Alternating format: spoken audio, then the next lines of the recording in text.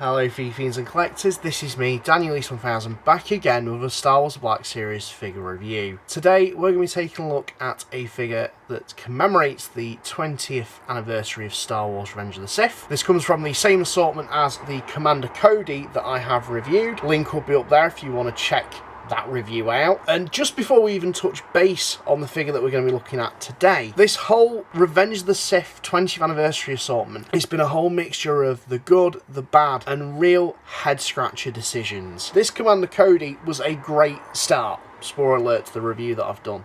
They didn't cheap out and just repack the previous Commander Cody that they'd done, but then some of the other figures that they've released are straight up repacks with some slight touch-ups, and actually the one that we're reviewing today is a complete repaint, which no complaints there, as we'll get to. But it's like this whole assortment can't make its mind up on what it wants to be, because initially I thought from some of the figures they announced it was going to be like an archive wave or a replacement to archive, where we'd see repacks of figures for those of you that have missed out on them, or for new collectors as well. Oh, it shouldn't be a big deal for me. It's just a very big head scratch. It does something to my brain that I can't really articulate, and I don't know if it's the same for you at home watching. But the real kicker in the gonads for this whole entire assortment is just the poor character selection. Commander Cody made complete sense to do in this style of packaging. It's a character that was pretty iconic from the film, but didn't make it in the 3 3/4 inch line, and indeed wasn't packed into this style of packaging. So it was nice to see Hasbro kind of make amends for that in Black Series. But then the other characters, when you think of Revenge of the Sith, when you think of it as a celebratory standpoint, you think of Anakin's fall to the dark side. You think of General Grievous, pretty much the visual representation of what Anakin's about to become. You think of characters like Palpatine swaying Anakin to the dark side. You think of Padme. You think of the trauma that's impacted on Obi-Wan, witnessing his friend fall to the dark side. But we didn't get any of that in this assortment. Now granted, we are getting a new Anakin and Obi-Wan, and yes, it's being packed in a very nice, incredibly nice, might I add, San Diego Comic-Con exclusive box set with pretty much everything that I could possibly think of that you'd want to be packed in with those figures in a set like that. What I don't understand though, because that is indeed a San Diego Comic-Con exclusive, it's probably going to be put on Pulse, why not take those figures, and at least the bare bones of them, and do a standard release, packing them into this style of packaging? It really wasn't hard to do, Hasbro. The two main characters from that film, and they're not in this style of packaging as a celebration to Revenge of the Sith, is just absolutely insane to me. And I pray that you make amends to that, because I really don't want to see Anakin and Obi-Wan just lazily packed into that black rectangular packaging that we all too often see. Their new figures, they should have been a complete celebration to that in relation to Revenge of the Sith and being on that style of packaging. I really had to get that off my chest. Just missing out on core characters packed in this style of packaging was a huge misfire for me. So that's my overall thoughts. There was only really 2 releases that I wanted from this assortment. Commander Cody was one of them, and well, today we're going to be taking a look at the other one, General Grievous's Magna Guard. This is a character that I hold very dearly to me. Slight tangent again. There was a TV magazine that I got back in the day in the run-up to Revenge of the Sith coming out. I think it was packed in with one of the newspapers, and it had a massive spread going into a lot of the nitty-gritty details of the film. And one of the pages I absolutely pored over was General Grievous's whole design, and then it had a little bit on the Magna Guard. And they just always looked so cool, and I loved the little details about them that was written in that whole article. And the Magna Guard was actually one of my first 3 3/4 inch figures that I got in this style of packaging. So this holds immeasurable weight to me in terms of nostalgia. And again, it's a massive kick in the gonads in the fact that we haven't got General Grievous, a repack version of General Grievous. I would have even taken that. That would have been fine in this style of packaging, because I would have got Grievous to keep in box, and I would have got a guard to keep in box as well to coincide with him. But alas, that hasn't happened. All we've got is a repainted Magna Guard. But as always, we'll go into the figure itself once we've got packaging out of the way and done with. So moving swiftly on, in terms of the packaging, you've got that lovely Revenge of the Sith style card back with the Darth Vader helmet, the flames engulfing him, which is very 2005, very edgy. Star Wars Revenge of the Sith on the front there, on that bubble. Lovely image of the character itself, if we can omit the lens glare, name of the character, some legalese just there, just a really cool bubble. And then on the back, you got Star Wars Revenge of the Sith, image of the character again, name of the character, bit of a bio, and then a picture of the figure itself, and then a ton of legal garb. So that is the packaging out of the way and done with. Now let's take a look at the figure itself. R2.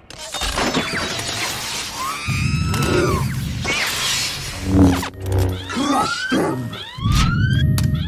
Make them suffer!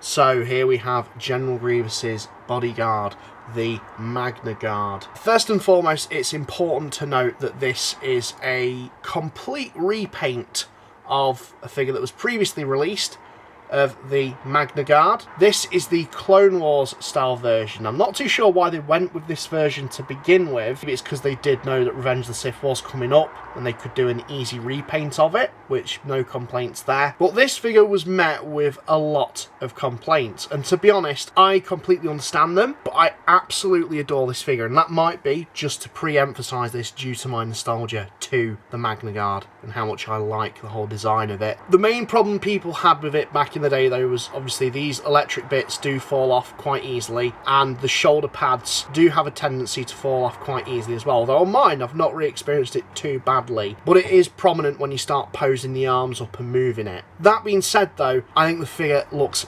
absolutely incredible. I can't see how Hasbro could have improved it. Maybe yes, gluing the shoulder pads on, maybe actually gluing the electric pieces onto the staff as well, but aesthetically how it looks, it's brilliant. And when you get this set up with General Grievous as well, it looks really, really nice.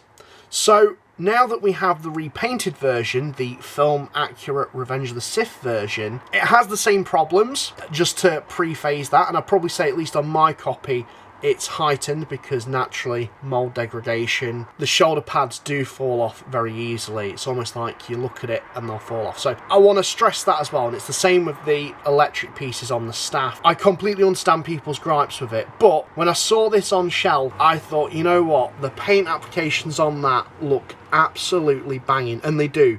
The figure looks absolutely superb. I love the soft goods that they've put onto it. I love the printing on the soft goods. Just looking at the head sculpt as well, you've got the really piercing red eyes, the vocalizer as well, and then the wrappings that are a separate piece of plastic. If you did really want to, you can pop the head off and you can remove those, which I have done on one of my Magna Guards, because I do actually have two of these, just so you can really mix and match them a bit and have a little bit of variety on your shelf. Then just coming to the body, the detail that I absolutely loved reading about as a kid, and well, you see it in the film, is the fact that if you behead one of these guys, they can still function because they've got the viewfinder just there to allow them to operate and see what they're doing. So these are quite deadly droids, and they've definitely proven a challenge for a lot of Jedi over the years. That's just an interesting detail about them. In terms of Hasbro capturing it in figure form, really great stuff, a great sculpt to begin with, but then the paint application on this is the one that I much prefer. I love the battle marks and the scratches that they've detailed with silver paint. There's also some mismatched parts as well. If you look at the legs, you know, you've got one purely silver one. Grievous really cobbled these together. From an in-world perspective, there's definitely a feeling of reuse and recycledness about them, in that if one of them's destroyed, they'll still take the pieces and bodge it onto another one. Love the cape. I love the weathering they've put on the cape as well, in terms of just some of the printing. You've got some scoring there, carbon scoring on the cape, and again the printing on the actual cape as well, with the Grievous markings, of which they did a misprinting on the General Grievous cape, which I could never fathom why they did that, considering it was a deluxe figure. And yet they've managed to do printing on the cape with this guy. Again, supports my argument that they should have repacked that Grievous or redone him completely and given him a screen accurate cape, but that's by the by. Hasbro's given us what we've got here. I just think it would have been the perfect opportunity, having this figure, to then have a new updated Grievous to be screen accurate as well. Would have really incentivized, I think, people to pick up two of these.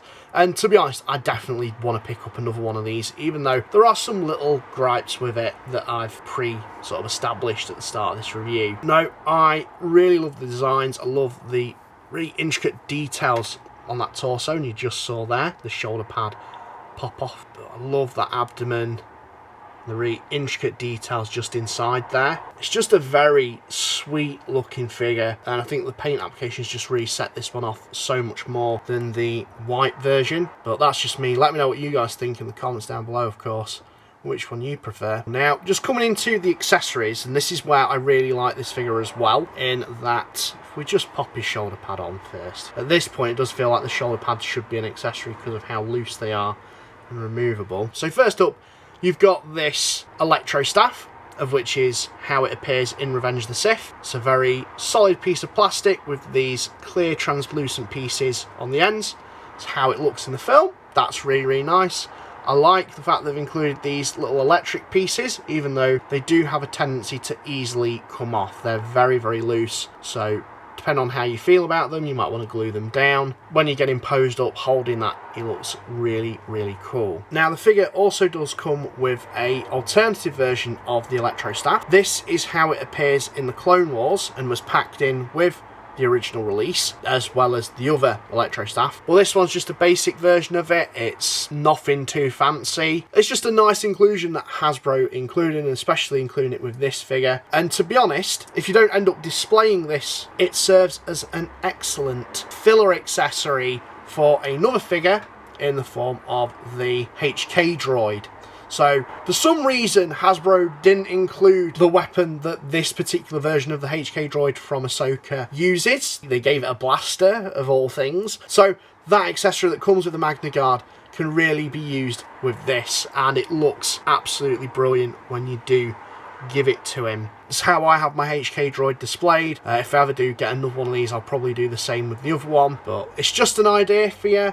It's nice that Hasbro's including that, and it's always nice when they include accessories, because then you can do little own customizations like this for your displays. So, nice one, Hasbro. But that's it. In terms of the accessories, other than, you know, you can take this piece off. I'm not going to do it in this review because it is a bit of a faff. But if you did want to add a bit of customization, you can remove that head covering, so it's completely exposed. It doesn't create too much of a differentiation, but it's a nice differentiation if you did buy a couple of these. I think what would have been really cool though is if they include an alternative head where you've got more of a battle damage look, like an eye missing, because I'm sure one of these guys has an eye missing. That would have been pretty sweet. In terms of this figure's articulation, I think this is where this figure really excels, is in the head. You've got a ball joint, so you can look up and down. You've also got double jointed shoulders, so there's ball jointed shoulders, so you can get a really great movement in there. So there's like a ball joint, then a ball hinge. You've got ball hinged elbows. You've got a swivel, if I'm not mistaken, in the forearm.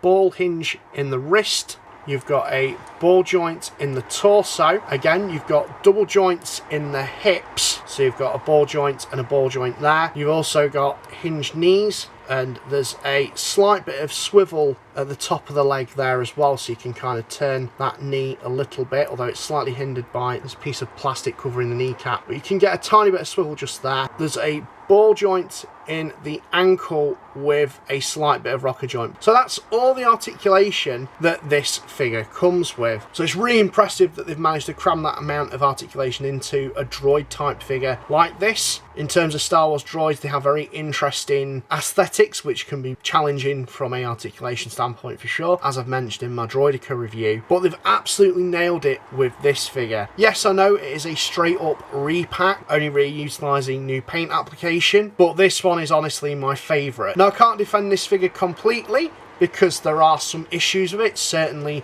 in terms of how loose the shoulder pads are, but really, in terms of a display aesthetic, this figure looks absolutely superb. It's really going to depend on you and your feeling at the end of the day if the little annoying quirks are going to get to you. But for me and my mileage, I'm struggling to hate on it. And again, that's probably me blinded completely by nostalgia. But let me know what you guys think. I think that's what's more important with this one. What do you guys think of the Magna Guard? Have you picked this one up? Have you picked up other versions? Sound off in the comments down below. Let me know what you think. And well, this is me, Daniel East 1000, sign out, and thank you very much for watching.